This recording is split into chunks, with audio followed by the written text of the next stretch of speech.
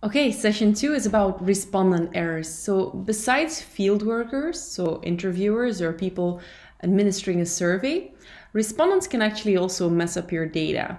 Obviously, there are intentional ways that respondents can mess up your data as well as unintentional ways. So, let's start with the intentional respondent errors. These mostly consist of falsehoods and non response. Intentional respondents errors really mean that respondents willfully misrepresent themselves in surveys or don't represent themselves at all. So falsehoods mean that they misrepresent themselves. So basically they lie. And this can sometimes be because they feel ashamed about something, they want to protect their privacy, or sometimes they just lie because they quickly give wrong answers because they're bored and they want to get the survey over with. So in some cases, falsehood are more common.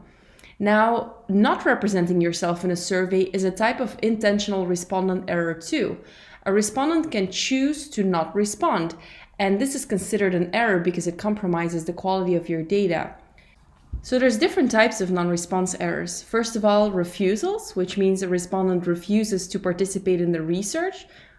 Breakoffs, which means a respondent does participate in the research, but halfway through the survey or halfway through the interview decides to no longer participate, so basically stops participating. And item omission, which means that respondents do not answer certain specific questions, but do answer other ones. So that means they selectively leave certain questions blank. Each of these three is a type of non-response error that severely affects the data you work with as a researcher. So of course, there's techniques to minimize non-response error. But to show you some examples of the fact that it truly happens in interviews, this non-response and these refusals or breakups, I have this interview here with Quentin Tarantino. What's interesting here is that you'll see in the interview, I'm going to show you what it's like, that the interviewer, so the researcher in this case, actually asks questions in a very leading way, almost putting words in Quentin Tarantino's mouth. This creates some tension, which can result in refusals, breakups, and item omissions. So let's take a look.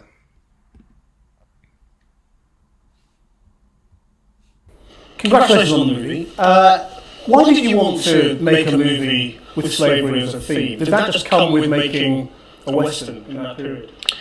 Guys, I've always wanted to explore slavery in a film before. But I think actually my real reason to, I've always wanted to explore slavery, but I guess the reason that actually made me put pen to paper was to give black American males a Western hero, give them a cool folkloric hero that could actually be empowering and actually pay back blood for blood. And that's the revenge bit. I mean, is that essential? To make Well, a hero? in the case of laying waste to a genocidal white racist class and the institution of slavery, yes, that would be the reason to do it, as opposed to just a historical story where this happens and this happens and this happens and this happens and that happens.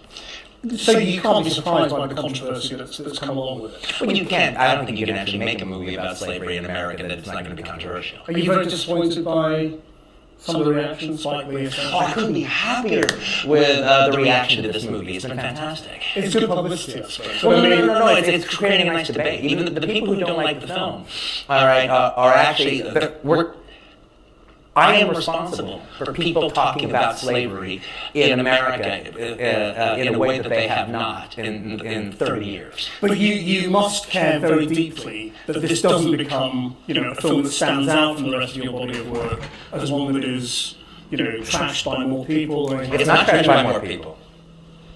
What you're saying is not correct. No, It's not trashed by more people. I'm not saying it is. I'm saying that are you concerned? I mean, No, I'm not talking about the movie right now. You're talking about, I'm talking about there is actually a dialogue going on about slavery right now that has not been happening at all. It's a subject people are afraid to talk about. And now because of this movie, people aren't afraid to talk about it. People are talking about it.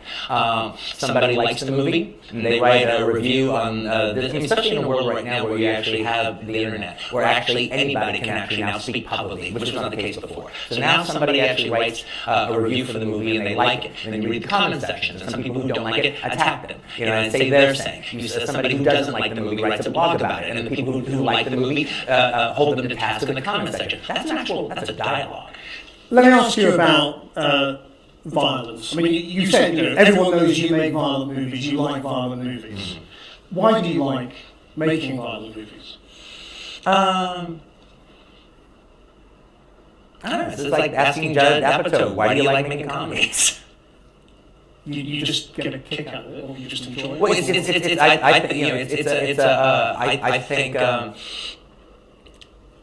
I think it's good cinema. I consider it good cinema. You sit there in a movie theater when these cathartic violent scenes happen. I'm talking about the cathartic violent scenes. I'm not talking about there's two types of violence in this movie. There's the brutality of the violence in the day put upon the slaves during the time. I don't think there's any rape going on in the movie. All right, but there's brutality to the slaves. That hasn't been dealt with in America to the extent that I deal with it.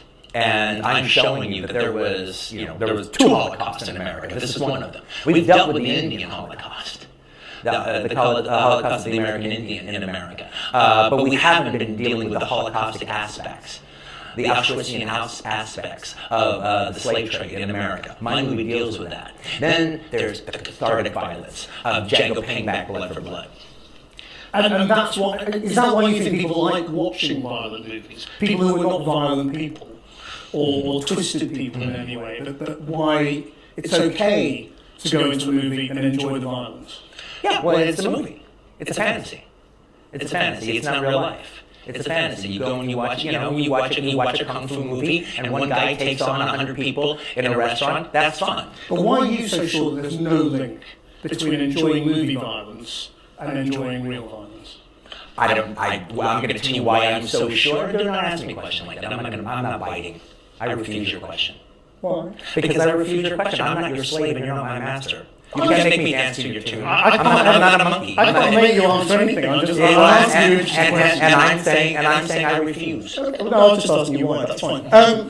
But you see, Jamie Foxx has said, we can't turn our back and say that violence in films. Well, then you should talk to Jamie Foxx. Then you should talk to Jamie Foxx about that. And I think he's actually here, so you can.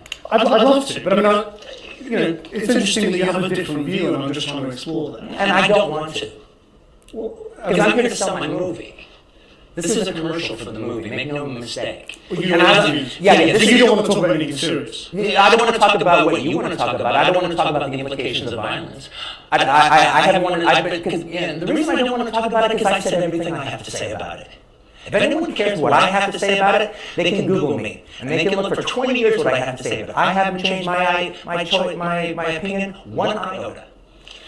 No, but you haven't fleshed it out. It's not my job to flesh it out. No, it's my job to try and ask you to. And I'm shutting your butt down. And that's entirely your. This is a commercial for my movie.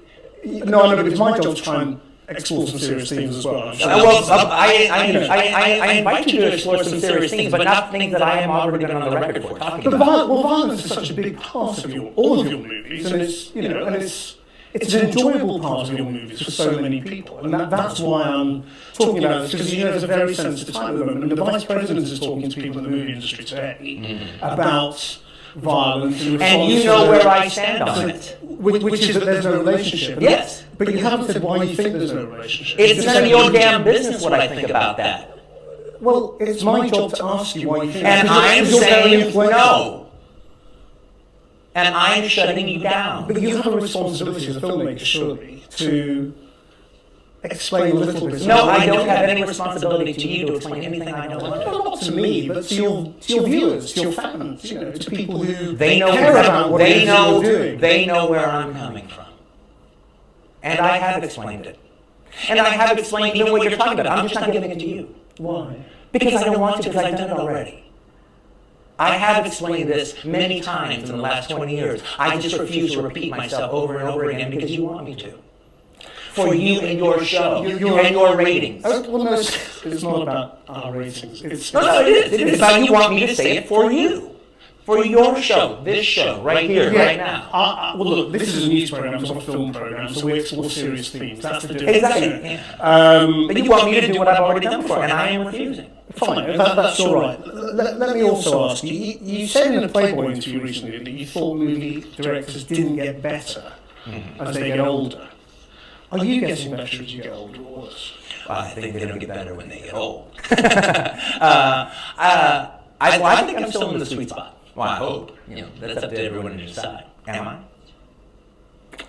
I enjoy your movies. You probably wouldn't believe that, but yeah, I mean, I'm just wondering what you think is sort of. It's left. I mean, you've done several big movies. Yeah, I'll let me answer your question about that. I mean, I just feel, I feel like filmmaking. Directors are like boxers. They have their time. Hopefully, I'm on the right side of my time. All right, but at a certain point, a boxer loses it. And it's all about knowing when. It's all about knowing when to hang up the gloves, or in my case, I guess the megaphone. Quentin Tarantino, thank you very much. Thank you. Yeah, so this was a bit of a longer example, but very illustrative really of how intentional fieldworker errors, namely leading questions, can actually cause intentional respondent error, so such as refusal to participate, refusal to answer. And Quentin Tarantino literally said it, I refuse to answer this question.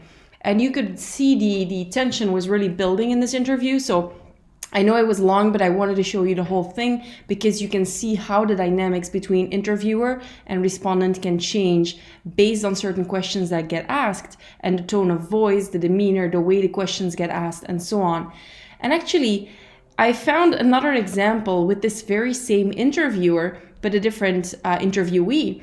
And I have the link right here if you want to see it.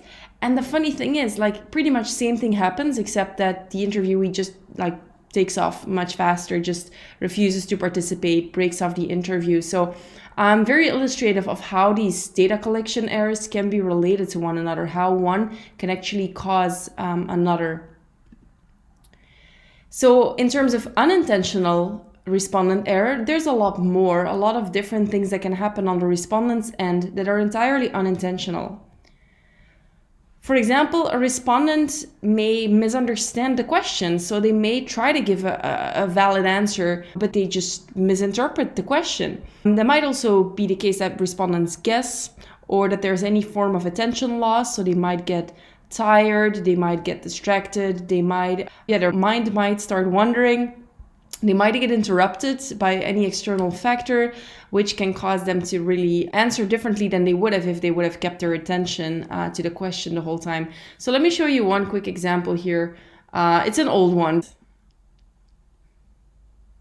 Ecco, lei con i bambini, quale futuro li aspetta e quale futuro lei si augura per i bambini di oggi?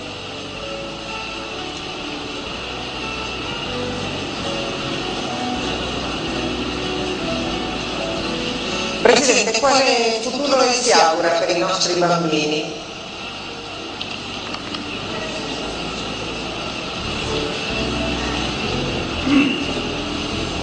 Presidente? Presidente? He's totally fine, by the way, don't worry.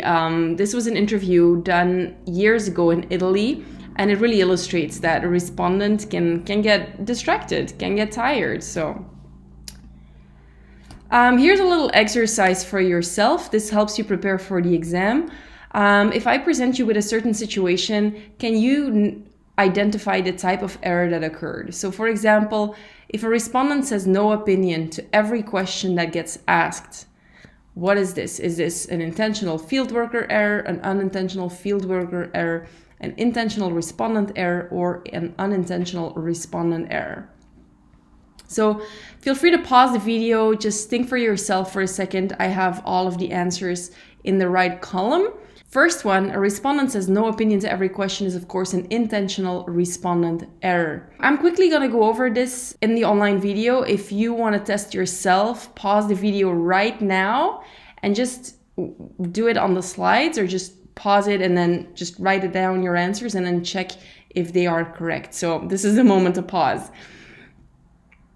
So when a Mall Intercept interviewer is suffering from a bad cold, few people want to take the survey. This is, of course, this is an unintentional field worker error.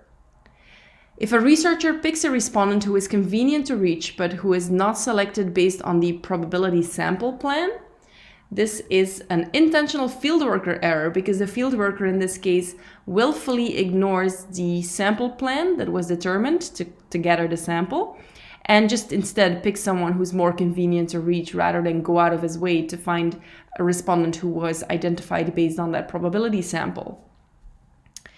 A respondent grumbles about doing the survey, so an interviewer decides to skip asking the demographic questions. Interesting. What do you think here? So the respondent kind of complains, but the interviewer, as a consequence, decides to skip asking certain questions. This is, of course, an intentional fieldworker error, because a respondent has all the right to grumble about taking the survey. It's the interviewer who should stick to the plan, of course. And then lastly, a respondent who lost her job last year gives her last year's income rather than the much lower one she will earn for this year. This is, of course, an intentional respondent error, because they willfully misrepresent themselves here in this example.